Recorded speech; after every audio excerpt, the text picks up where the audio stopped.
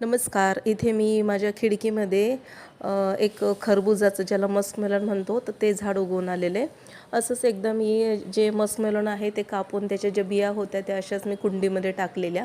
तर त्या बियांपासून इतकं सुंदर असा वेल आला आणि त्याचं हे पहिलं हे मस्कमेलन आहे ज्याला मराठीमध्ये खरबूज म्हणतो.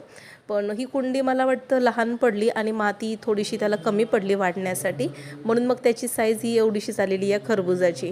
आणि इतकं छान ते पिकलं होतं ना, मस्त घमघमाट सुटला होता. तर त्याला आता मी इथे कट करून घेतलंय आणि जास्त काही मोठी साईज नाही, एकदम छोटीशीच आहे. मी सांगितल्याप्रमाणे इथे त्याला जागा थोडीशी कमी पडलेली वाढण्यासाठी. जमिनीत असताना तर खूप मस्त वाढलं असतं ते, पण असं खूप छान असं वाटलं की माझ्या कुंडीमध्ये हे फळ आलं आणि म्हणजे पहिल्यांदा मला आता हे माझ्या कुंडीतलं फळ मला मिळणार आहे. तर ह्याला धुवून घेतलं आणि ह्याला तर कापून घेते. ह्याची वाढ पाहिजे तशी झालेली नाही आहे, नाहीतर मस्त माती असते ना तर मस्त गोल गरगरीत मोठंची मोठं झालं असतं हे खरबूज. आता हे कट केलं आहे तर मस्तपैकी हे पिकलं आहे आतून आणि या सगळ्या बिया. तर या बिया जर मी पुन्हा कुंडीत लावल्या ना तर पुन्हा हा वेल येऊन जाईल. तर आता ह्याला मी कट करते आणि सगळ्या बिया काढून याचे साल वगैरे काढून टेस्ट करते आणि मुलांना देखील देते. आकाराने लहान जरी असलं तरी आपल्या कुंडीतले जे फळं किंवा भाज्या असतात तर त्याचा आनंद काही वेगळाच असतो, नाही का?